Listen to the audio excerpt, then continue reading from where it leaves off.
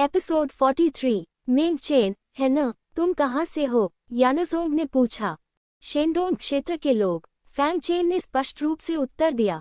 यह कोई रहस्य नहीं था, झाओ शिमाई ये जानता था। निचले क्षेत्र के लोग। यानजोंग चौंका, लेकिन उसने वास्तव में इसकी उम्मीद नहीं की थी। जैसे ही वह दोबारा पूछने वाला था, उसने झाओ शिमाई को ये कहते सुना, ओह दादाजी यान, आप ऐसे विवरण क्यों पूछ रहे हैं? मैं अपने दोस्तों को कुछ दिनों के लिए खेलने के लिए यहाँ लाया हूँ, और अगर आप फिर से ऐसा करेंगे तो मैं क्रोधित हो जाऊंगा। उसने नाराज होने का नाटक किया। ठीक है, मैं अब और नहीं पूछूंगा। यानजोंग केवल असहाय होकर कह सका। दादाजी ना यान, मैं उन्हें लियुली लैंड ले जाऊंगा, झाओ शिमाई ने कहा। झाओ शिमाई को अभी यान किंग और अन्य लोगों की परवाह नहीं थी।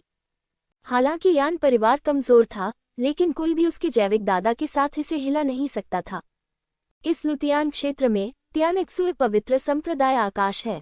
हालांकि झाओ पिंगफान ने कहा कि उन्हें इसकी परवाह नहीं है, लेकिन अगर यान परिवार को कुछ हुआ तो वह निश्चित रूप से सामने आएंगे। यानजोंग ने सिर हिलाया। ठीक है, चलो चलें। धन्यवाद दादाजी यान। झाओ शिमाई बहुत खुश हुआ और तुरंत फैंग चेन को बाहर ले गया। फैंग चेन के अलविदा कहने के बाद वह और झाओ शिमाई एक साथ चले गए। यानज़ोंग ने उस दिशा की ओर देखा जिस ओर झाओ शिमाई जा रही थी और आह भरते हुए कहा, ये लड़की अपने पहले प्यार के चरण में पहुंच गई है। समय बहुत तेजी से उड़ता है। फिर वह थोड़ा उदास दिखाई दिया। ऐसा लगता है कि लड़के यान जियुकिन के पास कोई मौका नहीं है। भूल जाओ, वह लड़का दिन भर केवल परेशानी ही पैदा करता है, और वह मैं के लायक नहीं है। रास्ते में फैंग चेन ने पूछा, माई, ये चमकदार भूमि क्या है? झाओ शिमाई ने रहस्यमय ढंग से मुस्कुराते हुए कहा, जब आप वहां जाएंगे तो आपको पता चल जाएगा। मेरा विश्वास करें, आप निश्चित रूप से गहरा प्रभाव डालेंगे। ये सुनकर फैंग चेन केवल थोड़ा सा सिर हिला सका। लियुलिडी यानफू से ज्यादा दूर नहीं है। वहां पहुंचने में करीब 3 मील का समय लगता है।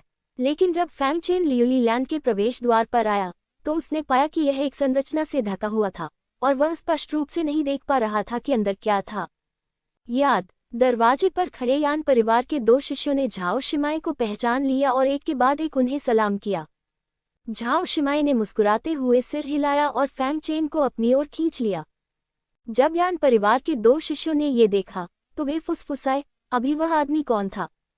वह साधारण दिखता है। ऐसा क्यों लग रहा है कि युवती का उसके साथ अच्छा रिश्ता है? ऐसा लगता है कि यह पहली बार है कि मिस किसी को वापस लेकर आई है ना? क्या ऐसा हो सकता है? जल्दी करो और युवा मालिक को सूचित करो। अच्छा, एक व्यक्ति तुरंत वहां से चला गया और एक दिशा में चला गया।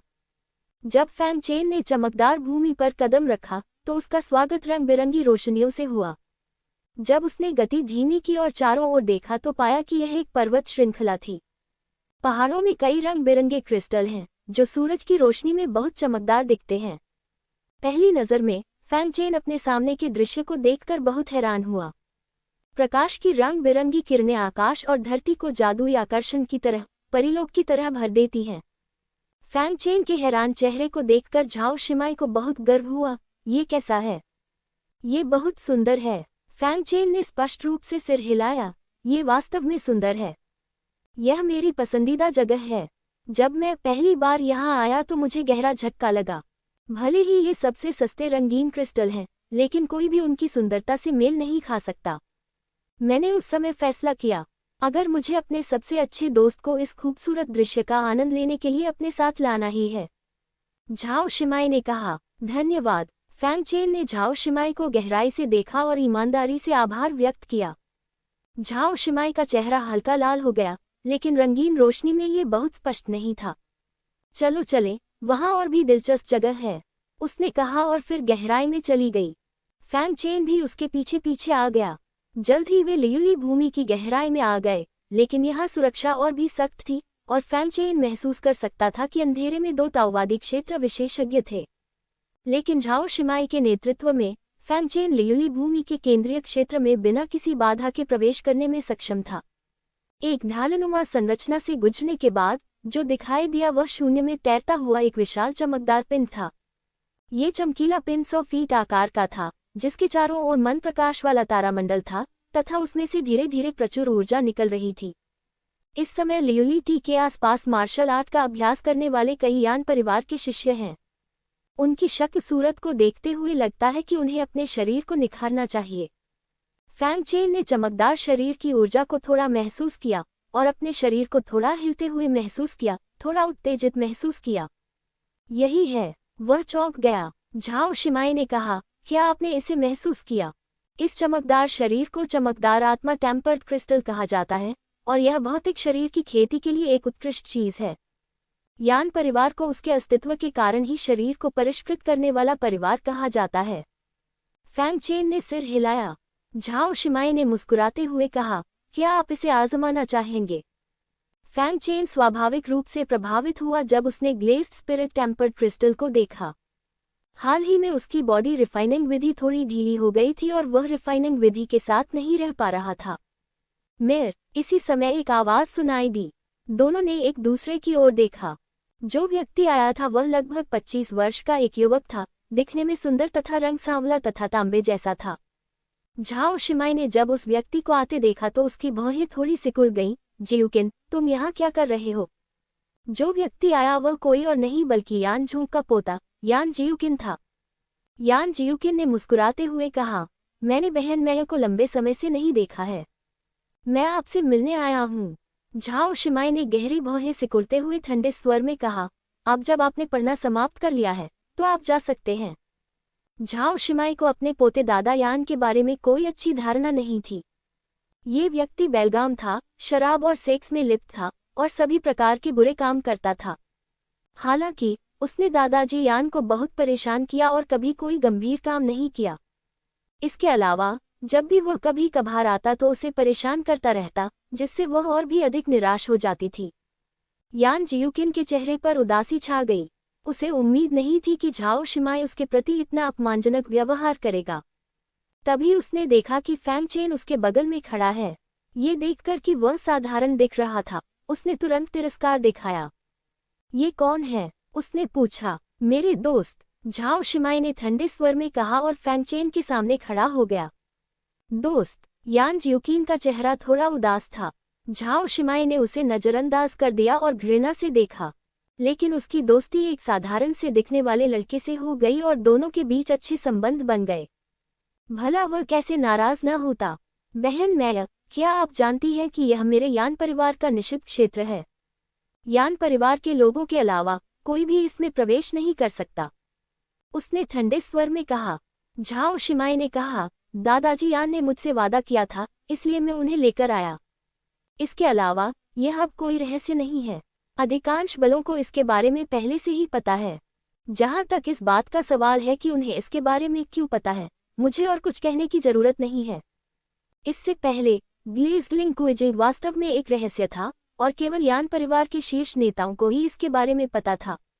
लेकिन एक बार यान जियुकिन ने नशे में धुत होकर यह कहानी सुनाई, जिससे पूरे बुबू शहर में तुरंत सनसनी फैल गई। लियुई लिंक्वेजिंग की रक्षा के लिए यान झोंग ने भारी कीमत चुकाई। यही कारण था कि वह दाव क्षेत्र के 9वें स्तर तक पहुंचने में सफल नहीं हो पाया था। यान जियुकिन के चेहरे पर उस समय और भी बदसूरत भाव आ गए जब झाओ शिमाई ने उन्हें उस वर्ष हुई शर्मनाक घटनाओं के बारे में बताया। ये देखकर कि वह इस तरह से फैंग चेन की रक्षा कर रहा था, उसकी आंखों में ईर्ष्या और भी प्रबल हो गई। यदि दादाजी ने उसे यह नहीं बताया होता कि शियाओमायर की एक विशेष पहचान है, तो वह उसे खुश करने के लिए इतना विनम्र क्यों होता? बहन मैया, आप जो चाहे वह सिर्फ इसलिए नहीं कर सकती क्योंकि दादाजी आपसे प्यार करते हैं। बाहरी लोग तो आखिर बाहरी ही होते हैं और उन पर आसानी से भरोसा नहीं किया जा सकता। फिर उसने फैंग चेन को देखा और ठंडे स्वर में कहा, तुम अब एक हृदय दानव शपथ ले लो। यहाँ जो कुछ भी हुआ उसे बाहरी दुनिया को नहीं बताया जा सकता, चाहे कुछ भी हो, अन्यथा तुम पर 5 वज्र प्रहार होंगे और तुम लियुई लैंड से बाहर निकल जाओगे। फैंग चेन ने भौहें सिकुड़ी और दूसरी पार्टी स्पष्ट रूप से उसे निशाना बना रही थी। दूसरों को राक्षसी शपथ लेने के लिए मजबूर करना एक नग्न उत्तेजना और अपमान है। फैंग चेन ने ठंडे स्वर में कहा, अगर मैं ऐसा न करूं तो क्या होगा? नहीं, यान जियुकिन ने कुटिलता से मुस्कुराते हुए कहा, तो फिर इस चमकदार भूमि से बाहर कदम रखने के बारे में भी मत सोचो। जैसे ही उसने यह बात कही, उसने एक कदम आगे बढ़ाया और उसके भौतिक शरीर, दाओ, और स्वर्ण शरीर क्षेत्र की साधना में विस्फोट हो गया। फैंग चेन की आंखों में कुछ अजीब था। स्वर्ण शरीर क्षेत्र मज्जा सफाई क्षेत्र से ऊपर था। जो लोग स्वर्णिम शरीर की अवस्था तक साधना कर सकते हैं वे प्रतिभा में कमजोर नहीं हैं। इससे फैंग चेन को जिज्ञासा हुई। उसने पहले कभी किसी असली साधक के खिलाफ लड़ाई नहीं लड़ी थी। इवा जियुकिन, तुम क्या करने जा रहे हो? झाओ शिमाई फैंग चेन के सामने खड़ी हुई और ठंडे स्वर में बोली। यान जियुकिन ने ठंडे स्वर में कहा, बहन मैं रास्ते से हट जाओ। अगर मैं ऐसा न करूं तो क्या होगा? झाओ शिमाई ने भी ठंडे स्वर में कहा। यान जियुकिन को तब और भी गुस्सा आया जब उसने झाओ शिमाई को इस तरह से फैंग चेन की रक्षा करते देखा। लड़के, तुम सिर्फ औरतों के पीछे ही छिप सकते हो। अगर हिम्मत है तो बाहर आओ और मुझे चुनौती दो। वह फैंग चेन पर दहाड़ा। एकल चुनौती। फैंग चेन ने अपने मुंह के कोनों को थोड़ा ऊपर उठाया और झाओ शिमाई के पास जाकर मजाक करते हुए कहा, क्या तुम्हें यकीन है? झाओ शिमाई ने फैंग चेन को रोकना बंद कर दिया और यान जियुकिन को एक चंचल भाव से देखा। वह अच्छी तरह जानती थी कि फैंग चेन कितना ताकतवर है। जहां तक यान जियुकिन के शरीर की बात है, हालांकि वह फैंग चेन से ज्यादा ताकतवर था, लेकिन फैंग चेन की सबसे मजबूत चीज शारीरिक तरीका नहीं है। यान जियुकिन दंग रह गया। उसे उम्मीद नहीं थी कि फैंग चेन वास्तव में सहमत होगा, जिससे वह एक पल के लिए थोड़ा हैरान हो गया। क्या आप अपनी शक्ति का उपयोग दूसरों को धमकाने के लिए करते हैं? फैंग चेन ने व्यंग्यात्मक लहजे में कहा। इतना उत्तेजित होने के कारण यान जियुकिन अचानक क्रोधित हो गया।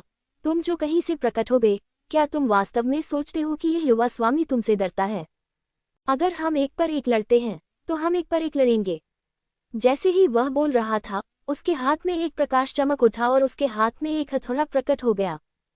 फैंग चेन के हाथ में रोशनी चमक उठी और 9 आंखों वाली तलवार भी उसके हाथ में दिखाई दी। ये देखकर कि यहाँ लड़ाई हो रही है, यान परिवार के शिष्य एक के बाद एक आए। यह मास्टर यान है। मास्टर यान ने वास्तव में स्वयं ही कार्रवाई की। वह दूसरा व्यक्ति कौन है? मैंने उसे पहले क्यों नहीं देखा? उसकी शक्ल देखकर लगता है कि वह कोई साधु होगा। वह कोई बाहरी व्यक्ति है। वह यहाँ कैसे आया? जो भी हो, बस मास्टर यान का उत्साहवर्धन करो। मास्टर यान, आइए। यान परिवार के सभी लोग यान जियुकिन की जय जयकार करने के लिए एकत्रित हुए। ये देखकर यान जियुकिन और अधिक शक्तिशाली हो गया। बेटा, आज मैं तुम्हें बताऊंगी कि मुझे अपमानित करने का क्या परिणाम होगा। क्रूर शब्दों को नीचे रखने के बाद वह गुस्से से दहाड़ा, दोनों हाथों में कसकर हथौड़ा पकड़ लिया, कुछ कदमों में फैंग चेन के सामने चला गया और ऊपर से हथौड़ा से नीचे मारा। इतनी तेजी! फैंग चेन चौंक गया, लेकिन अत्यधिक छाया फुटवर्क का उपयोग पहले ही किया जा चुका था। दाईं ओर चकमा दे, धमाका! जमीन में एक बहुत बड़ा छेद हो गया। एक धीमी शक्ति फैंग चेन की ओर बही, जिसने उसके दिल को झकझोर दिया। ये शक्ति संभवतः 50,000 कड़ाहों जितनी शक्तिशाली है। फैंग चेन मन ही मन चौंक गया, लेकिन यान जियुकिन ने फैंग चेन को संभलने का मौका नहीं दिया। वह वार करने से चूक गया और उसके शरीर को अजीब तरीके से मोड़कर उसे बगल से लात मार दी। लेकिन फैंग चेन जो भी था, उसने तुरंत प्रतिक्रिया की और उसके पीछे छिप गया। हालांकि यान जियुकिन के हमले बहुत तेज और हिंसक थे और उनकी शक्ति बहुत भयानक थी। उसके पास हजारों सैनिकों को परास्त करने की क्षमता थी और उसने वास्तव में फैंग चेन को लगातार हराया। क्या तुम तो बस छुप ही सकते हो? यान जियुकिन को ये देखकर बहुत गर्व हुआ कि फैंग चेन को उसके द्वारा दबाया और पीटा जा रहा है। एक साधक दूसरे साधक के बहुत करीब था। एक ही स्तर पर जीतना लगभग असंभव था। बहुत अच्छा, मास्टर यान शक्तिशाली हैं। ये दृश्य देखकर यान परिवार के सभी सदस्यों ने तालियां बजाईं और सभी लोग बेहद उत्साहित थे। यान जियुकिन अधिकाधिक घमंडी और अहंकारी होता गया। उसने फैंग चेन की ओर देखा और व्यंग्यात्मक लहजे में कहा, क्या बकवास है, बच्चे? क्या तुम्हारे पास इतनी भी ताकत नहीं है? लेकिन उसे जो बात चौंका गई वह ये थी कि फैंग चेन ने घबराहट या निराशा नहीं दिखाई, बल्कि इसके बजाय उसने अपने मुंह के कोनों को थोड़ा ऊपर उठा दिया। ये थोड़ा दिलचस्प है। ये पता चला है कि शारीरिक प्रशिक्षण में लड़ाई अभी भी इस तरह हो सकती है। शक्ति का उपयोग केवल फटने के बारे में नहीं है। एकाग्रता, प्रसार या आंतरिक आंदोलन जैसी तकनीकें हैं। ऐसा लगता है कि आप केवल बल का उपयोग कर सकते हैं, लेकिन ये हजारों तरीकों से विस्फोट कर सकता है। हमला करने का तरीका। फैंग चेन के भौतिक विस्फोट से पहले उसने इसे तोड़ने के लिए मूल रूप से एक जंगली जानवर की तरह बल का इस्तेमाल किया था। लेकिन वह भूल गया कि वह एक इंसान है, कोई जानवर नहीं। लोग बल प्रयोग में अधिक निपुण बन सकते हैं। जानवर तो बलवान हैं, लेकिन किसी में इतनी बुद्धि और विवेक नहीं है। फैंग चेन को वहां बड़बड़ाते देख यान जियुकिन थोड़ा चौंक गया और अपमानित महसूस करने लगा। इससे वह तुरंत क्रोधित हो गया। लड़के, भाड़ में जाओ। वह गुस्से से दहाड़ा, अपनी पूरी ताकत लगाए और हथौड़े पर झपट्टा मारा, फिर उसे बवंडर की तरह घुमाया। ये तूफान हथौड़ा तकनीक है। यह मेरे यान परिवार के हुआंगपिन कुंग फू का 8वां स्तर है। ये बच्चा खत्म हो गया है। आसपास मौजूद यान परिवार के शिष्यों ने फैंग चेन को मजाक से देखा। उन्हें लगा कि वह निश्चित रूप से हार जाएगा। हुआंगपिन का 8वां स्तर लोटियन डोमेन में एक मध्यम कौशल माना जाता है और यह पहले से ही बहुत शक्तिशाली है। फैंग चेन को डर नहीं था, ये खत्म होने का समय है। उसने आत्मा आकाश की राक्षसी आंखें खोल दी और उसके हाथ में 9 आंखों वाली तलवार राक्षसी ऊर्जा जमा करने लगी। यान जियुकिन तेजी से आगे बढ़ा। वह फैंग चेन से केवल 3 फीट की दूरी पर था। इसके परिणामस्वरूप फैंग चेन के आसपास की सारी रेत और चट्टानें उड़ गईं। क्या वह बुरी तरह डर नहीं गया है? मुझे लगता है कि यह बहुत संभव है। ये देखकर कि फैंग चेन निश्चल था, सभी लोग ठहाके लगाकर हंसने लगे। लेकिन इस समय फैंग चेन अचानक हिल गया। एक तलवार से इसे काट दिया। एक तलवार की रोशनी में बदल गया। जब यान परिवार के शिष्यों ने ये देखा तो वे बहुत घृणा से भर गए। जब एक ताओवादी साधक की जादुई शक्ति एक भौतिक साधक की जादुई शक्ति से टकराती है, तो भौतिक साधक आमतौर पर जीत जाता है और फैंग चेन का हमला साधारण लगता है। यान जियुकिन की जादुई शक्ति की तो बात ही छोड़िए। बस एक स्लैश के बारे में सोचो। एक शिष्य ने मजाक उड़ाया, लेकिन जैसे ही उसने ये शब्द कहे, यान जियुकिन को सीधे कट लगा और वह उड़ गया। वह जमीन पर गिर पड़ा। हर कोई इस दृश्य को देखकर अचंभित रह गया। उनकी आंखों में अविश्वास था। अभी क्या हुआ? ये साधारण स्लैश यान जियुकिन को कैसे मार सकता है? यह अवास्तविक है। फैंग चेन ने इस पर आश्चर्य न करते हुए अपनी तलवार वापस ले ली। अपने आत्मा दानव के सामने यान जियुकिन की हरकतें अस्तित्वहीन लगती थीं। उसकी तलवार स्वाभाविक रूप से आसानी से कमजोर बिंदु को खोज सकती थी और सीधे इस जादुई शक्ति को तोड़ सकती थी। ये सुनकर उसने अपना सिर थोड़ा हिलाया। शारीरिक साधना की जादुई शक्ति अभी भी बहुत बोझिल थी। एक बार जब आप दुश्मन के लंबी दूरी के हमले से घिर जाएंगे, तो आप मूलतः मर जाएंगे। हालांकि उसने उसे नहीं मारा। आखिरकार यह मानव क्षेत्र था और वह झाओ शिमाई को कुछ सम्मान देना चाहता था। आहम, यान जियुकिन दर्द से खांसते रहे और उन्हें अपनी ताकत वापस पाने में कुछ समय लगा। इस समय वह अभी भी विश्वास नहीं कर पा रहा था कि वह फैंग चेन से इस तरह हार गया था और दहाड़ा, भाग्यशाली। ये निश्चित रूप से एक भाग्यशाली हिट है। मैं हारा नहीं। झाओ शिमाई ने अशिष्टता से मजाक उड़ाया। क्या हारने का जोखिम नहीं उठा सकते? यान जियुकिन ने दर्द सहन किया और फिर से चिल्लाते हुए खड़ा हुआ। वह हमेशा मुझसे पिटता रहा है। अचानक मुझे मारना निश्चित रूप से मेरी किस्मत है। मैं उससे फिर से लड़ना चाहता हूँ। बस बहुत हो गया, झाओ शिमाई ने ठंडे स्वर में कहा। उसने पहले ही दया दिखा दी है। क्या अच्छा है और क्या अच्छा है, इससे अनजान मत रहो। उसने देखा कि फैंग चेन दयालु था, अन्यथा अभी जो हमला हुआ वह एक साधारण तलवार की रोशनी नहीं, बल्कि एक तलवार का वार होता। दया दिखाओ। यान जियुकिन ने सबसे मजेदार चुटकुला सुना था। हाँ, मुझे चाहिए कि वह दया दिखाए। ये सबसे मजेदार चुटकुला है जो मैंने सुना है। ये देखकर कि उसने ताबूत को देखे बिना आंसू नहीं बहाए, झाओ शिमाई अपना सिर हिलाए बिना नहीं रह सका। तुम वास्तव में मौत को बुला रहे हो मेंग चेन। उसे अपनी असली ताकत दिखाओ और उसे बताओ कि मूर्ख कौन है। हालांकि फैंग चेन बहुत हाई प्रोफाइल नहीं बनना चाहता था, लेकिन अगर यह जारी रहा तो दूसरी पार्टी निश्चित रूप से उसे परेशान करेगी, इसलिए उसे निराश करना ही बेहतर होगा। यान जियुकिन ने व्यंग्यपूर्वक कहा, मैं देखना चाहता हूं कि आप मुझे कैसे निराश कर सकते हैं। जब वह बोल रहा था तो उसके पीछे की गली की रोशनी चमक उठी। गली के 4 तारे चमक उठे। मास्टर यान वास्तव में 4 दाओ वेन से जागे। ये सच है कि वह परिवार के मालिक का पोता है। वह वास्तव में प्रतिभाशाली है। ये वास्तव में हमें शर्मसार करता है। यान परिवार के शिष्यों ने भावुक होकर आह भरी। यान जियुकिन ने गर्व से फैंग चेन को देखा और गर्व से कहा, लड़के, क्या तुम्हें लगता है कि मुझे तुम्हारी बात माननी होगी? ये देखकर फैंग चेन ने थोड़ी आह भरी। दाओ वन की तुलना में मेरे पास वास्तव में बहुत कुछ नहीं है, लेकिन यह आपको हराने के लिए पर्याप्त से अधिक है। जैसे ही वह बोल रहा था, उसके पीछे की सड़क से रोशनी चमक उठी। 7 ताओवादी ग्रंथ प्रकाशित, उनमें से तलवार चरित्र दाओवन और जादू चरित्र दाओवन दूसरे स्तर के दाओवन के रूप में सबसे चमकदार हैं। जब सभी ने 7 दाओवेन को देखा तो वे तुरंत दंग रह गए। वह कैसे संभव है? यान जियोकिन की आंखें अविश्वास और ईर्ष्या से भरी हुई थीं। लुओ तियानियू में 7 दाओ पात्रों को पहले से ही प्रतिभाशाली स्तर का माना जाता था। ये स्पष्ट था कि फैंग चेन का अभी उठाया गया कदम कोई संयोग नहीं था, वास्तव में उसके पास ऐसा करने की क्षमता थी। यान जियोकिन उदास देख रहा था, लेकिन वह अच्छी तरह जानता था कि वह फैंग चेन का मुकाबला नहीं कर सकता और यहाँ रहने से उसे केवल अपने ऊपर ही अपमान लाना पड़ेगा। बस मेरा इंतजार करो। ये कठोर शब्द कहने के बाद वह घबरा कर चला गया। ये देखकर स्वाभाविक रूप से बाकी लोगों ने देखना बंद कर दिया और एक के बाद एक चले गए।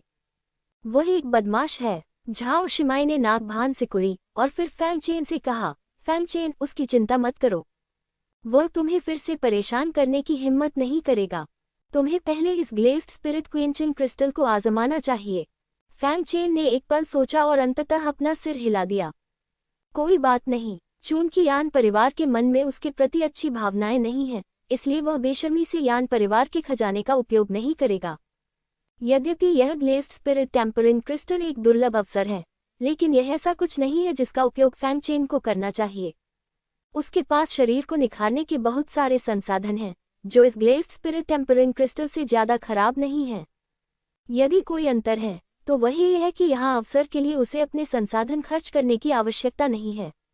कोई बात नहीं, जब तक मैं यहाँ हूँ, वे तुम्हारे साथ कुछ भी करने की हिम्मत नहीं करेंगे, झाओ शिमाई ने कहा। फैंग चेन ने फिर भी अपना सिर हिलाया और कहा, मुझे देखने के लिए बुबू शहर ले चलो। ठीक है। फैंग चेन को इतना दृढ़ निश्चय देखकर झाओ शिमाई ने और कुछ नहीं कहा। दोनों लियुली लैंड छोड़कर बुबू शहर की ओर चल पड़े। लियुली लैंड छोड़ने के तुरंत बाद यान जियोकिन ने उदास चेहरे के साथ उस दिशा को देखा जिस ओर वे जा रहे थे। मास्टर, आप इस आदमी को ऐसे ही नहीं जाने दे सकते। केवल आप ही मिस मेयर के योग्य हैं, एक नौकर ने कहा। तुम्हें मुझे बताने की जरूरत नहीं है।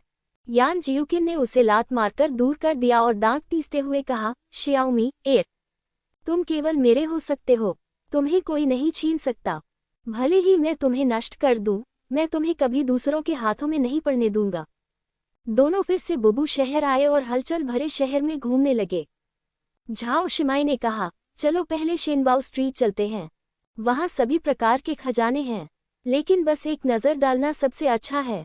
वहाँ सभी प्रकार के लोग हैं। 90% चीज़ें नकली हैं और केवल 10% असली हैं। लेकिन अगर आप कुछ असली खजाने खरीदना चाहते हैं, तो शेनबाओ स्ट्रीट के सबसे अंदरूनी हिस्से में शेनबाओ मंडप में जाएं। वहाँ सभी उच्च स्तरीय खजाने हैं और वे गारंटी दे सकते हैं कि चीज़ें बिल्कुल असली हैं। फैंग चेन ने सिर हिलाया और कहा, चलो हम चलकर देखते हैं। हम जल्द ही शेनबाओ स्ट्रीट पर पहुंच गए। यहाँ अन्य जगहों की तुलना में बहुत ज्यादा लोग थे। सड़क के दोनों ओर की दुकानें हर तरह के खजाने से भरी हुई थीं। ये कहा जा सकता है कि यहाँ वह सब कुछ था जिसकी आप उम्मीद कर सकते थे। सड़कों पर शोर था और सौदेबाजी की आवाज बहुत तेज थी। दोनों सड़क पर चले गए। चूंकि उनके आसपास बहुत सारे लोग थे, वे एक दूसरे के बहुत करीब थे और समय समय पर उनके कंधे एक दूसरे को छू रहे थे। फैंग चेन ने इन पर ध्यान नहीं दिया, लेकिन झाओ शिमाई का चेहरा थोड़ा लाल हो गया और वह थोड़ी शर्मीली दिखी। लेकिन वह इसके खिलाफ नहीं थी और यहाँ तक कि फैंग चेन के साथ खरीदारी करने जाना भी पसंद करती थी। अचानक फैंग चेन ने एक स्टॉल की ओर देखा और उसकी आंखों में एक रोशनी चमक उठी। दुकान पर सफेद जैद से बनी एक ड्रैगन मूर्ति थी जिसने उसका ध्यान खींचा। उसे लगा था कि उसमें कोई दिव्य शक्ति है। अगले ही क्षण उसकी आत्मा दानव आंख खुल गई और उसने ड्रैगन प्रतिमा की ओर देखा। मुझे तुरंत पता चला कि हालांकि ड्रैगन की मूर्ति साधारण सफेद जैद की तरह दिखती थी, लेकिन अंदर टूटे हुए स्केल का एक टुकड़ा था जो स्पष्ट रूप से ड्रैगन से संबंधित था। भले ही यह ड्रैगन स्केल का एक टूटा हुआ टुकड़ा मात्र है, लेकिन इसमें निहित दिव्य शक्ति की जरूरत कई लोगों को है। दैवी शक्ति साधक के शरीर से कुछ बुरी आत्माओं को निकाल सकती है। यदि इसे अवशोषित कर लिया जाए तो ये साधक की अपनी आध्यात्मिक शक्ति को भी शुद्ध कर सकती है, उसे और अधिक शुद्ध बना सकती है। बेशक तलवार परमेश्वर के खून के बारे में भी यही कहा जा सकता है। और यह टूटा हुआ तराजू तलवार भगवान के खून की एक बूंद के बराबर है। यह मूर्ति कितने की है? इसके बावजूद फैंग चेन अभी भी इसे खरीदना चाहता था और वापस जाकर इसका ध्यानपूर्वक अध्ययन करना चाहता था। स्टॉल का मालिक एक बूढ़ा आदमी था जो ग्राहकों का तुरंत मुस्कुराकर स्वागत करता था। उन्होंने कहा, इस मूर्ति की कीमत 50 आत्मा पत्थर है। 50 आध्यात्मिक पत्थर। फैंग चेन ने इस बारे में सोचा और निर्णय लिया कि यह सफेद जेड मूर्ति निश्चित रूप से कीमत के लायक नहीं थी, लेकिन अंदर मौजूद ड्रैगन स्केल्स की संख्या इससे कहीं अधिक है। अच्छा, जब वह स्पिरिट स्टोन से भुगतान करने वाला था तो ब्रोकेड के कपड़े पहने एक आदमी आगे आया और गर्व से बोला, रुको, मुझे यह मूर्ति चाहिए। मैं 70 स्पिरिट स्टोन दूंगा। फैंग चेन की अभिव्यक्ति ठंडी हो गई। झाओ शिमाई ने गुस्से से कहा, हम इस मूर्ति को देखने वाले पहले व्यक्ति थे। ब्रोकेड के कपड़े पहने आदमी ने व्यंग्यात्मक लहजे में कहा, क्या तुमने ये कर दिखाया है? ये तुम्हारा है। जो भी इसकी कीमत चुकाता है उसे यह मिलता है, समझे? फिर उसने बूढ़े आदमी की ओर देखा और शांति से कहा, कृपया इस मूर्ति को मेरे लिए लपेट दीजिए। बूढ़े व्यक्ति ने झिझकते हुए कहा, युवा स्वामी, यह मूर्ति वास्तव में आपके लिए चुनी गई थी। मैं 100 आत्मा पत्थर चढ़ाऊंगा। ब्रोकेड कपड़े पहने आदमी ने शांति से कहा।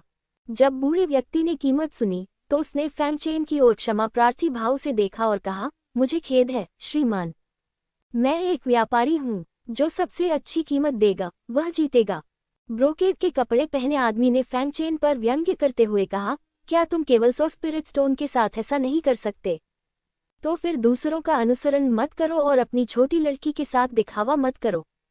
ये शर्मनाक है। जब फैंग चेन ने ये सुना तो वह तुरंत समझ गया कि ये दोनों लोग मिलीभगत से काम कर रहे थे और सिर्फ कीमत बढ़ाने की कोशिश कर रहे थे। फैंग चेन को कुछ न बोलते देख झाओ शिमाई ने सोचा कि उसके पास पैसे नहीं हैं, इसलिए उसने कहा, ये केवल 100 आत्मा पत्थर हैं। किसके पास नहीं है? मेरे पास। वह बोली लगाने ही वाली थी लेकिन फैंग चेन ने उसे रोक दिया। शाओमी, कीमत बढ़ाने की कोई जरूरत नहीं है। चूंकि वे इसे हमें बेचना चाहते हैं तो उन्हें इसके साथ खेलने दें। चलो, ये कहकर वह झाओ शिमाई को लेकर चला गया। जब बूढ़े आदमी और ब्रोकेड कपड़े वाले आदमी ने ये देखा तो उनके चेहरे अचानक उदास हो गए। उनका घोटाला आमतौर पर बहुत प्रभावी होता है, खासकर उन पुरुषों के लिए जो अपने साथ महिलाओं को लाते हैं। उनके लिए अपनी छवि बचाने के लिए कीमत कई गुना या दर्जनों गुना बढ़ाना आम बात है। युवा स्वामी, मत जाए। मैं, एक बूढ़ा आदमी, व्यापार करने में बहुत सिद्धांतवादी हूँ। 50 आत्मा पत्थर, 50 आत्मा पत्थर हैं। मैं यह मूर्ति आपको बेच दूंगा। बूढ़े आदमी ने जल्दी से कहा, एक सौदा करते हैं। फैंग चेन ने मना नहीं किया। उसने 50 से ज्यादा स्पिरिट स्टोन फेंके और ड्रैगन की मूर्ति ले ली। हे, ये देखकर कि धूल जम गई है। ब्रोकेड के कपड़े पहने आदमी ने अचानक व्यंग्य किया, क्या मूर्ख है। उसने 50 स्पिरिट पत्थर खर्च करके एक सफेद जेड का टुकड़ा तराश दिया जिसे साधारण पैसे से खरीदा गया था। कितना मूर्ख। बूढ़े आदमी ने चापलूसी से कहा, मालिक, आप अद्भुत हैं। एक मूर्ख व्यक्ति ने टूटे हुए जेड के टुकड़े को वास्तव में खजाना समझा था। क्या ये मास्टर म्यू नहीं है? वह म्यू येलिंग है, शेनबाओ स्ट्रीट ट्रेजर अप्रेजल गैंग का युवा मास्टर। जब आसपास के लोगों ने देखा कि फैंग चेन को मूर्ख बनाया जा रहा है तो उसके प्रति सहानुभूति रखने के बजाय वे उसकी बदकिस्मती पर खुश हुए। आप, झाओ शिमाई को आखिरकार इस समय होश आया। पता चला कि ये दोनों एक ही समूह में थे। फैंग चेन ने अवाक होकर झाओ शिमाई को देखा। तुम्हें अभी इसका एहसास हुआ? वह और कुछ नहीं कहना चाहता था। ये लोग अदूरदर्शी और आत्मधर्मी थे, इसलिए उसने उन्हें अपनी बात जारी रखने दी। मेरे प्रिय मित्र, मैं जानना चाहता हूँ कि क्या आप मुझे अपनी प्रतिमा दिखा सकेंगे? भीड़ में से एक बूढ़ा व्यक्ति बाहर आया। उसने फैंग चेन के हाथ में मूर्ति को देखा और पूछा। फैंग चेन ने बूढ़े आदमी की ओर देखा और सिर हिलाया, बेशक। क्या, बूढ़े आदमी, तुम मनुष्यों से निकाली गई चीजों में बहुत रुचि रखते हो। मेरे पास यहाँ बहुत सारी चीजें हैं, तुम 50 आत्मा पत्थरों में से कोई भी चुन सकते हो। म्यू येलिंग ने व्यंग्यात्मक लहजे में कहा। बूढ़े व्यक्ति ने म्यू येलिंग की ओर देखा और शांति से कहा, मैं लगभग 100 वर्षों से शेनबाओ मंडप में खजाने देख रहा हूँ। मुझे ये सिखाने की आवश्यकता नहीं है कि यह अच्छी चीज है या नहीं। इस समय किसी ने बूढ़े आदमी की पहचान कर ली। हे भगवान, क्या ये मास्टर ज्वांग माओ नहीं है? सचमुच ऐसी बहुत सी चीजें नहीं हैं जो मास्टर ज्वांग माओ को पसंद हों। क्या यह मूर्ति वास्तव में एक खजाना हो सकती है? हर कोई इसके बारे में बात कर रहा था। खजाना। म्यू येलिंग का चेहरा जम गया, उसकी आंखें अविश्वास से भरी हुई थी। जो चीज उसने किसी नश्वर से यूं ही इकट्ठा की हो, वह कैसे खजाना हो सकती है? लेकिन इसके बाद ज्वांग माओ ने जो कहा, उससे वह वहीं स्तब्ध रह गया। ज्वांग माओ ने फैंग चेन से कहा, मेरे प्यारे दोस्त, क्या आप यह मूर्ति मुझे बेच सकते हैं? मैं इसके लिए 5000 आत्मा पत्थर देने को तैयार हूँ। जैसे ही ये शब्द निकले, सारा स्थान शांत हो गया। तभी चारों ओर से लोगों के हौंकने की आवाजें आने लगी। 5000 स्पिरिट स्टोन। फैंग चेन ने इसे खरीदते समय केवल 50 स्पिरिट स्टोन खर्च किए थे। ये 100 गुना ज्यादा है। म्यू येलिंग को विश्वास नहीं हुआ। मिस्टर ज्वांग, आपने इसे गलत देखा होगा। मैंने इसे नश्वर स्टॉल से खरीदा था। इसकी कीमत 5000 स्पिरिट स्टोन कैसे हो सकती है? मूर्ख। ज्वांग माओ ने म्यू येलिंग की ओर आंखें घुमाते हुए कहा, हालांकि मैं अभी भी यह नहीं समझ पाया हूं कि इस मूर्ति में क्या खास है, और यह वास्तव में साधारण सफेद जैड है। लेकिन इस सफेद जैड में वास्तव में एक रहस्यमय शक्ति है। ये स्पष्ट रूप से सफेद जैड के अंदर की किसी चीज द्वारा पोषित है। क्या? ज्वांग माओ की बातों पर किसी को संदेह नहीं था। वह बुबू शहर में मूल्यांकन समुदाय का विश्वास था, और पिछले 100 सालों में कोई गलती नहीं हुई थी। उन्होंने वास्तव में ऐसा कहा है, इसलिए ऐसा होना ही चाहिए। म्यू येलिंग को लगा कि वह मूर्ख है। एक खजाना जो 5000 स्पिरिट स्टोन में बिक सकता था, वास्तव में 50 में बिका। मैं इसे नहीं बेचूंगा। मैं तुम्हें 50 स्पिरिट स्टोन दूंगा। वह मूर्ति को वापस छीनना चाहता था। ज्वांग माओ की अभिव्यक्ति तुरंत ठंडी हो गई, और उसने सीधे अपने फैले हुए हाथ को दूर कर दिया। ठंडे स्वर में कहा, शेनबाओ स्ट्रीट के नियम है कि लेन देन तब संपन्न होता है जब एक हाथ भुगतान करता है और दूसरा हाथ माल वितरित करता है। उसके बाद, चाहे माल कैसा भी हो, दोनों पक्ष इसका पछतावा नहीं कर सकते। क्या आप शेनबाओ स्ट्रीट के नियमों को तोड़ना चाहते हैं? मैं हिम्मत नहीं करता, म्यू येलिंग ने जल्दी से कहा। यदि आप नियम तोड़ते हैं, तो भविष्य में बुबू शहर में रहने के बारे में भी मत सोचिएगा। वह केवल फैंग चेन को आक्रोश से देख सकता था। इस कमीने की वजह से ही उससे गलती हुई थी। फैंग चेन ने म्यू येलिंग की बात को नजरअंदाज कर दिया। जूंग माओ के प्रस्ताव का सामना करते हुए उसने धीरे से अपना सिर हिलाया। 5000 बहुत कम है। अगर तुम चाहो तो मैं इसे बेच सकता हूँ, लेकिन इसकी कीमत 5 लाख स्पिरिट स्टोन है। आसपास के सभी लोग दंग रह गए। 5 लाख स्पिरिट स्टोन? जाओ और इसे लूट लो। तुमने इसे खरीदने के लिए सिर्फ 50 स्पिरिट स्टोन खर्च किए हैं। अब ये पूरे 10,000 गुना हो गया है। ये सुनकर म्यू येलिंग बहुत खुश हुआ। इस लालची कमीने ने ज्वांग माओ के साथ कीमत बढ़ाने की हिम्मत की। वह वास्तव में मौत को आमंत्रित कर रहा था।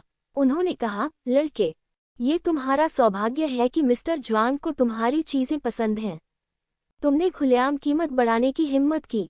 मिस्टर ज्वांग, वह तुम्हें अपमानित कर रहा है। ज्वांग माओ ने भी थोड़ा सा मुंह सिकुड़ा, ये सोचकर कि फैंग चेन वास्तव में कुछ ज्यादा ही था। उसने कहा, मेरे दोस्त, तुम कुछ ज्यादा ही हो। झाओ शिमाई, जो पास ही खड़ा था, बोला, अगर उसने कहा है कि इसकी कीमत 500,000 है, तो ये 500,000 ही है। आप इसे खरीद सकते हैं या नहीं? वह स्वाभाविक रूप से यह नहीं देख पा रही थी कि मूर्ति में क्या खास बात है, लेकिन वह फैंग चेन की तरफ थी। वह निश्चित रूप से किसी को भी हरा देगी जो परेशानी पैदा करने की हिम्मत करेगा। फैंग चेन ने थोड़ा मुस्कुराते हुए कहा, मैं आपको बताऊंगा कि अंदर क्या है, और आपको पता चल जाएगा कि यह कीमत के लायक है या नहीं। मेरे दोस्त, क्या तुमने इसे देखा? ज्वांग माओ की आंखें चमक उठी। फैंग चेन ने मूर्ति के साथ खेलते हुए हल्के से कहा, इस चीज का रूप पारदर्शी और चिकना है, और इसके अंदर एक हल्की पवित्र सांस है। जेड में एक लंबी रेखा जैसी कोई चीज है, और यह जेड में हिलते हुए ड्रैगन की तरह झूलती है। जैसे जैसे फैंग चेन अधिक से अधिक बोलता गया, ज्वांग माओ की आंखें अधिक से अधिक चमकीली होती गईं, और फिर उसे कुछ याद आया। क्या ये हो सकता है? अंदर है। उसने उत्साह से फैंग चेन को देखा। फैंग चेन ने मुस्कुराते हुए कहा, हाँ, अंदर पवित्र जानवर शेनलोन का एक तराजू है। हालांकि यह केवल एक टूटा हुआ तराजू है, लेकिन इसकी कीमत 500,000 है, जो पर्याप्त से अधिक होना चाहिए। बोलते बोलते उसने एक क्लिक की आवाज की। उसने मूर्ति को सीधे कुचल दिया। फैंग चेन के हाथ में ड्रैगन स्केल का एक टुकड़ा दिखाई दिया, जिसमें से एक हल्की दिव्य रोशनी निकल रही थी। ये शेनलोन का स्केल था। हर कोई ये दृश्य देखकर हैरान रह गया। उन्हें उम्मीद नहीं थी कि फैंग चेन इतना सटीक अनुमान लगा लेगा। उसने ये भी अनुमान लगा लिया कि ड्रैगन का स्केल टूट गया है। झाओ शिमाई ने प्रशंसा भरी नजरों से फैंग चेन को देखा। उसे उम्मीद नहीं थी कि फैंग चेन न केवल मजबूत, प्रतिभाशाली और बुद्धिमान होगा, बल्कि युद्ध के अनुभव में भी समृद्ध होगा। वह पहचान करने में इतना अच्छा था। वह उस आदमी बनने के योग्य है जिसे मैं पसंद करती हूँ। ज्वांग माओ भी ऐसा ही था। वह केवल यह अनुमान लगा सकता था कि मूर्ति के अंदर कुछ है, लेकिन वह नहीं जानता था कि वह क्या है।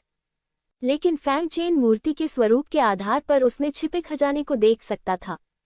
हालांकि वह ऐसा कर सकता था, लेकिन उसकी गति निश्चित रूप से फैंग चेन जितनी तेज नहीं थी। फैंग चेन ने फिर पूछा, वरिष्ठ, क्या 500,000 इसके लायक है? यह इसके लायक है, बहुत इसके लायक है, ज्वांग माओ ने बिना किसी हिचकिचाहट के कहा। सच कहूं तो 500,000 वास्तव में उसके लिए लाभ है। अगर यह ड्रैगन स्केल नीलाम हो जाए तो कम से कम 600,000 तो होगा ही। उन्होंने 500,000 स्पिरिट स्टोन निकाले और कहा, ये 500,000 स्पिरिट स्टोन है, कृपया इसे स्वीकार करें। फैंग चेन ने पुष्टि की कि 500,000 आत्मिक पत्थर सही थे और उसे सौंपने के लिए सिर हिलाया। ये तुम्हारा है। उसने ड्रैगन स्केल सौंप दिया।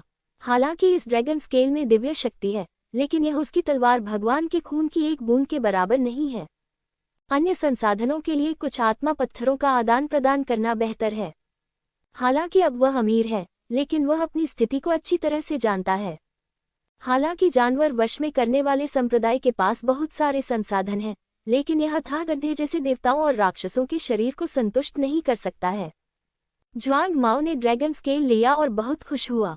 इसे ठीक से रखने के बाद उन्होंने फैंग चेन से कहा, मेरे दोस्त, अगर तुम तैयार हो तो दिव्य खजाना मंडप में बातचीत करने के लिए कैसे रहोगे? फैंग चेन ने झाओ शिमाई को देखा और झाओ शिमाई ने सिर हिलाया। झाओ शिमाई को सहमत देखकर फैंग चेन ने सिर हिलाया। उस स्थिति में सम्मान करने की अपेक्षा आज्ञा का पालन करना बेहतर है। वे तीनों वहां से निकलकर शेनबाओ मंडप की ओर चल पड़े। जहां तक म्यू यिलिंग की बात है तो उन तीनों ने उसकी ओर देखा तक नहीं। म्यू यिलिंग विशेष रूप से बदसूरत लग रहा था, खासकर तब जब उसने अपने चारों ओर विदूषक की निगाहें महसूस की। कमीने, यह मेरा पैसा है, मैं तुम्हें इसे उगलवा ही दूंगा, उसने चुपके से कहा। उसकी आंखों में हत्या की मंशा चमक रही थी। शेनबाओ मंडप, 5वीं मंजिल। ज्वांग माओ ने फॉन्ग चेन और अन्य लोगों का स्वागत किया और मुस्कुराते हुए कहा, मित्र फॉन्ग, मिस मेयर, कृपया बैठ जाइए। धन्यवाद। फैंग चेन ने सिर हिलाया और मंडप की ओर देखने लगा। यहाँ हर जगह कई खजाने मौजूद हैं, जो बहुत दुर्लभ हैं। फैंग चेन ने चारों ओर देखा और अपनी राक्षसी आंखों से वह स्वाभाविक रूप से इन खजानों की शक्ति को देख सकता था और अपने दिल में उनकी प्रशंसा करने से खुद को रोक नहीं सका। ये देखकर कि फैंग चेन मंडप में खजाने को देख रहा था, ज्वांग माओ के चेहरे पर गर्व का भाव महसूस हुआ। ये खजाने उनके जीवन का आधा काम है। उसने पूछा, छोटे मित्र फैंग, मेरे इन खजानों के बारे में क्या ख्याल है? फैंग चेन ने सिर हिलाया और कहा, वे सभी दुर्लभ खजाने हैं और उनमें से कई विलुप्त भी हो सकते हैं। ओह, ज्वांग माओ की आंखों में एक चमकदार रोशनी चमक उठी। ऐसा लगता है कि छोटे दोस्त फैंग को बहुत कम जानकारी है। फैंग चेन ने कहा, मुझे इसके बारे में थोड़ा बहुत पता है। 8वीं कक्षा के दिव्य कीमियागर की विरासत न केवल कीमियापद की स्मृति है, बल्कि इस दिव्य कीमियागर की विभिन्न अंतर्दृष्टि और अनुभव भी हैं। हालांकि ये खजाने अनमोल और दुर्लभ हैं, फिर भी फैंग चेन उन्हें एक एक करके इंगित भी कर सकता है। ज्वांग माओ ने एक पेंटिंग की ओर इशारा करते हुए पूछा, मुझे आश्चर्य है कि क्या छोटे दोस्त फैंग की इस पेंटिंग पर कोई राय है? फैंग चेन ने पेंटिंग को देखा। यह एक स्वतंत्र और सहज शैली वाली स्याही से बनी लैंडस्केप पेंटिंग थी और इसमें सुंदरता का भाव था।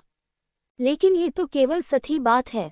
उन्होंने कहा, इस पेंटिंग की पेंटिंग शैली स्वतंत्र और अनर्गल है और यह काफी कलात्मक है। लेकिन ये सिर्फ सतह है। इस पेंटिंग में एक गुफा है, लेकिन यह एक धन्य जगह नहीं है, बल्कि एक खतरनाक जगह है। पेंटिंग का हर स्ट्रोक स्वतंत्र और सहज दिखता है, लेकिन वास्तव में इसमें हत्या का इरादा है। कलम से नहीं, बल्कि तलवार से। अद्भुत, ये सचमुच आश्चर्यजनक है। ज्वांग माओ की आंखें सुनहरी रोशनी से चमक रही थीं और उन्होंने उत्साह से कहा, छोटे दोस्त फैंग, मैं वास्तव में आपकी प्रशंसा करता हूँ।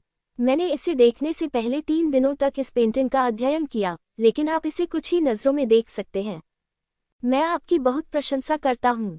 झाओ शिमाई ने भी चमकती आंखों से फैंग चेन को देखा, लगभग पागल हो रहा था।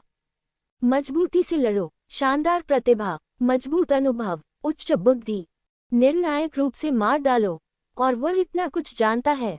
ये वास्तव में उत्कृष्ट है। उसे हमेशा लगता था कि वह झिझकती है, लेकिन फैंग चेन से मिलने के बाद उसे वास्तव में लगा कि उसमें बहुत सारी कमियां हैं। युवा मित्र फैंग, मेरे पास कुछ खजाने हैं, कृपया एक नज़र डालें। जूंग माओ ने कहा। फैंग चेन ने मुस्कुराते हुए कहा, कृपया ऐसा न करें, आइए हम एक दूसरे से सीखें। युवा मित्र फैंग बहुत विनम्र है। बाद में ज्वांग माओ ने कई खजाने निकाले। आत्मा की राक्षसी आंख और 8वीं कक्षा के दिव्य कीमियागर की स्मृति के साथ फैंग चेन उनमें से अधिकांश को पहचान सकता है। लेकिन कुछ ऐसी भी थी जो इतनी दुर्लभ थी कि वह केवल थोड़ा सा ही अनुमान लगा सकते थे, लेकिन इससे भी ज्वांग माओ को बहुत प्रेरणा मिली। युवा मित्र फैंग, इसे एक बार और देखो। ज्वांग माओ ने एक ब्रोकेट बॉक्स निकाला, उसे खोला और उसके अंदर 5वें स्तर का अमृत देखा। झाओ शिमाई ने असमंजस में अमृत को देखा और फिर कुछ आश्चर्य के साथ कहा, ये जादुई अमृत है। जैसे ही ये शब्द निकले, फैंग चेन और ज्वांग माओ दोनों ने आश्चर्य से झाओ शिमाई को देखा। दिव्य अमृत अत्यंत दुर्लभ हैं, उन्हें पाना कठिन है, तथा बहुत कम लोग उन्हें देख पाते हैं। उन्हें उम्मीद नहीं थी कि झाओ शिमाई उन्हें एक नज़र में पहचान लेंगे। उन दोनों को आश्चर्य से देखते हुए झाओ शिमाई को थोड़ा गर्व महसूस हुआ और उसने कहा, मैं भाग्यशाली था कि मैंने पहले आए पिल को देखा था, इसलिए मैं इसे एक नज़र में पहचान सकता था। तियानक्सुए पवित्र संप्रदाय के एक संत के रूप में उसने न केवल इसे देखा है, बल्कि हर महीने जादुई अमृत भी प्राप्त कर सकती है। हालांकि इनकी संख्या बहुत अधिक नहीं है, लेकिन ये लुओ त्यानियों में समान आयु के लोगों के लगभग 10% से अधिक है। गलत, लेकिन फैंग चेन ने अचानक कहा, गलत? क्या गलत है? क्या ये वास्तव में एक जादुई गोली है? ज्वांग माओ ने भ्रम में फैंग चेन को देखा। झाओ शिमाई भी असंतुष्ट थी और बोली, हाँ, ये जादुई गोली है। क्या गड़बड़ है? यह कोई जादुई गोली नहीं है। फैंग चेन ने निश्चयता से कहा, कोई जादुई अमृत नहीं। ये छोटा लड़का कहाँ से आ गया? यहाँ बकवास बोलने की तुम्हारी हिम्मत कैसे हुई? इसी समय दरवाजे के बाहर से एक ठंडी महिला की आवाज आई। तभी दरवाजा खुला। मैंने उस लड़की को अंदर आते देखा। लड़की ने एक लंबी नीली और सफेद पोशाक पहनी हुई थी, जिस पर सफेद रेशम का एक टुकड़ा था जो सिकारा के पंखों जितना पतला था, जिससे शान का एहसास हो रहा था। अपनी उभरी हुई भौहों, चेहरे पर लाली, सिंदूरी होठों और गालों पर चमक के साथ वह एक बेमिसाल सुंदरता की तरह लग रही थी। लड़की के पास एक बूढ़ा आदमी है जिसके अंदर परी आत्मा है। बूढ़ा आदमी छोटे कद का था, उसके बाल सफेद हो गए थे और मौसम की मार से उसका चेहरा वर्षों की झुर्रियों से ढका हुआ था। लड़की ने पहले ज्वांग माओ को सलाम किया, फिर फैंग चेन को शत्रुता से देखा। आप कौन हैं? आप ये कहने के योग्य है कि मेरे गुरु द्वारा परिष्कृत जादुई गोली नकली है? ये भी मत देखिए कि आपका वजन कितना है। युन झाओ, असभ्य मत बनो। उसके बगल में बैठे बूढ़े व्यक्ति ने डांटा और थोड़ा माफी मांगते हुए फैंग चेन ने कहा, मेरे प्यारे दोस्त, मुझे सच में खेद है। यह मेरा शिष्य युन झाओ है। कृपया मुझे किसी भी अपराध के लिए माफ करें। इससे कोई फर्क नहीं पड़ता। मैं मेंग चेन, इस ताओवादी मित्र और वरिष्ठ से मिल चुका हूँ। फैंग चेन को पता था कि इस अमृत को परिष्कृत करने वाला सही व्यक्ति आ गया है। उसने बूढ़े व्यक्ति की ओर जिज्ञासा से देखा, क्योंकि वह जानता था कि जादुई गोली को परिष्कृत करना बहुत कठिन था और इसके लिए दैवीय शक्ति की आवश्यकता थी। लेकिन उसके सामने खड़ा बूढ़ा आदमी अलौकिक शक्तियों वाला व्यक्ति नहीं लग रहा था, जिससे वह थोड़ा भ्रमित हो गया। मैं तुम्हें देखकर खुश नहीं हूँ। हालांकि युन झाओ फैंग चेन को कोई सम्मान नहीं दे रहा था, इसलिए उसने यह बात बेबाकी से कही। तुम औरत बहुत असभ्य हो। झाओ शिमाई अचानक क्रोधित हो गया जब उसने फैंग चेन के प्रति युन झाओ का रवैया देखा। अशिष्ट, यह इस बात पर निर्भर करता है कि कौन सही है। उसके जैसा आदमी जो कहीं से भी आया है, मेरे गुरु द्वारा परिष्कृत जादुई अमृत पर सवाल उठाने की हिम्मत करता है। ये पूरी तरह से हास्यास्पद है। आपके साथ एक ही छत के नीचे रहना वास्तव में हास्यास्पद है। ये शर्मनाक है। यह मत सोचिए कि आप केवल दिखावा करना चाहते हैं क्योंकि मुझे नहीं पता। यू झाओ ने बहुत ही अशिष्टता से कहा। फैंग चेन ने भौहें सिकोड़ी और थोड़ा क्रोधित हुआ। ये औरत तो मानो बारूद में समा गई है। क्या वह सचमुच खुद को मिट्टी से बनी समझती है? यू झाओ, बूढ़े आदमी ने भौहें सिकोड़ी और डांटा। फिर उसने फैंग चेन से कहा, मेरे दोस्त, मेरा नाम जी शियाओ जी है और यह अमृत मैंने बनाया है। मुझे आश्चर्य है कि क्या आपने कहा कि इस अमृत में कुछ गड़बड़ है। समस्या क्या है? मेरे गुरु सही कह रहे हैं। अगर आप बताएं कि यह जादुई अमृत क्यों नहीं है। मैं, युन झाओ, आपको समझा सकता हूँ, लेकिन अगर आप मुझे कुछ नहीं बता सकते तो माफी मांगे, युन झाओ ने कहा। फैंग चेन ने उसकी ओर देखा और शांति से कहा, चाहे आप इसे स्वीकार करें या नहीं, इसका मुझसे क्या लेना देना है। आप, युन झाओ का चेहरा अचानक बेहद बदसूरत हो गया। वह जी शियाओ जी की करीबी शिष्या है और बोबू शहर में एक प्रसिद्ध प्रतिभाशाली कीमियागर है। वह 18 साल की उम्र में ही प्रथम श्रेणी की कीमियागर है और 20 साल की उम्र से पहले द्वितीय श्रेणी की कीमियागर बनने की उसकी बहुत उम्मीद है। कौन सा आदमी ये देखेगा कि वह कुत्ते की तरह उसे खुश करने की कोशिश नहीं कर रही थी, बल्कि उसके सामने बैठा कमीना वास्तव में उसके रवैये को खारिज कर रहा था। उसने दांत पीसते हुए कहा, अगर तुम बता सको कि यह गोली जादुई गोली क्यों नहीं है तो मैं तुम्हें एक शर्त का वादा करती हूँ। लेकिन अगर तुम नहीं बता सको तो घुटनों के बल बैठ जाओ। मेरे मालिक से माफी मांगो। फैंग चेन ने उसकी ओर देखा और शांति से कहा, तुम अपने आप को क्या समझती हो जो मुझसे शर्तों पर बातचीत करने के योग्य हो। वह है। झाओ शिमाई ने अपनी बाहें पार की और युन झाओ को घृणा से देखा। युन झाओ उन दोनों की बातों से इतना क्रोधित हुआ कि वह फैंग चेन को टुकड़ों में काटना चाहता था। तुम्हारी हिम्मत मत करना, वह केवल दांत पीसते हुए कह सकी। फैंग चेन ने शांति से कहा, जनरलों को भड़काने का तरीका बेकार है, लेकिन अगर आप शर्त लगाना चाहते हैं तो मैं आपके साथ एक बार शर्त लगाऊंगा। अगर मैं जीत गया तो आज से मुझे दादाजी कहना।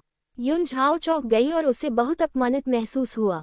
झाओ शिमाई ने अपना मुंह ढक लिया और हंसने लगा। फैंग चेन वास्तव में क्रूर था। अच्छा, युन झाओ सहमत थी। उसका मानना था कि गुरु का जादुई अमृत बिल्कुल असली था, क्योंकि जब अमृत बनाया जा रहा था तब वह मौजूद थी और उसने अपनी आंखों से देखा था कि गुरु ने अमृत को परिष्कृत करने के लिए दिव्य शक्ति के साथ कई खजाने खर्च किए थे। जी शियाओ जी ने उसे नहीं रोका। छठी कक्षा के कीमियागर के रूप में उसे अपने द्वारा परिष्कृत किए गए अमृत पर पूरा भरोसा था और उसमें कभी कोई गलती नहीं होगी। ज्वांग माओ को उम्मीद नहीं थी कि चीजें इस हद तक विकसित होंगी, लेकिन ये देखते हुए कि दोनों पक्षों के बीच शर्तें हो गई थी, वह केवल एक व्यंग्यात्मक मुस्कान के साथ देख सकता था। फैंग चेन ने बकवास करना बंद कर दिया और जादुई अमृत को देखा और कहा, अगर मैंने सही अनुमान लगाया है तो आपने इस अमृत को परिष्कृत करने के लिए दिव्य शक्ति वाले 27 जादुई हथियारों का इस्तेमाल किया होगा। जैसे ही ये शब्द निकले, जी जियाओ जी यू झाओ का शरीर कांप उठा, उसका चेहरा सदमे से भर गया। यह तुम्हें कैसे पता चला? जी शियाओ जी ने उत्साह से पूछा। इस मामले के बारे में केवल वह और युन झाओ ही जानते थे। उसने युन झाओ की ओर देखा, जिसने भी आश्चर्य में अपना सिर हिलाते हुए कहा कि उसने इस बारे में किसी और को नहीं बताया है। फैंग चेन ने इसे अनदेखा किया और आगे कहा, आपके पास कुछ विचार हैं। यदि आपके पास कोई दिव्य शक्ति नहीं है तो आप इसका उपयोग खजाने की दिव्य शक्ति को निकालने और दिव्य अमृत को परिष्कृत करने के लिए कर सकते हैं। लेकिन आप यह नहीं जानते कि दिव्य अमृत को परिष्कृत करना मुश्किल है, क्योंकि इसमें दिव्य शक्ति है। अमृत में महारत हासिल करना और वास्तव में एकीकृत करना बेहद मुश्किल है। आपके अमृत में दिव्य शक्ति लगती है, लेकिन अमृत का असली सार सिर्फ एक साधारण अमृत है। अगले ही पल फैंग चेन ने अपने हाथ से एक हरकत की और जादुई गोली 2 हिस्सों में बंट गई। आप क्या कर रहे हो? युन झाओ ने जब ये देखा तो वह क्रोधित हो गया। यह एक जादुई गोली है। इसे उसके मालिक ने बहुत मेहनत से परिष्कृत किया था। यह इस तरह बर्बाद हो गई। लेकिन जब उसने अमृत के अंदर का भाग देखा तो वह दंग रह गई। जैसा कि फैंग चेन ने कहा, अमृत के अंदर कोई आकर्षण नहीं है और यह साधारण अमृत से अलग नहीं है।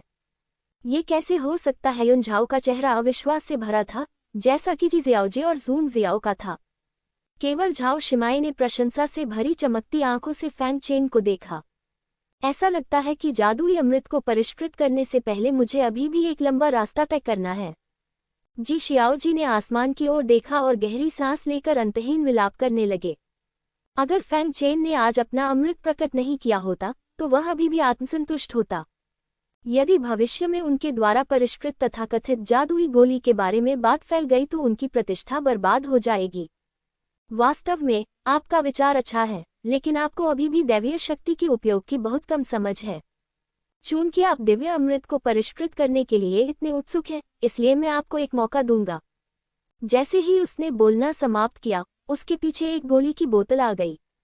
जब उन्होंने इसे खोला तो सभी को एक आकर्षक अमृत दिखाई दिया।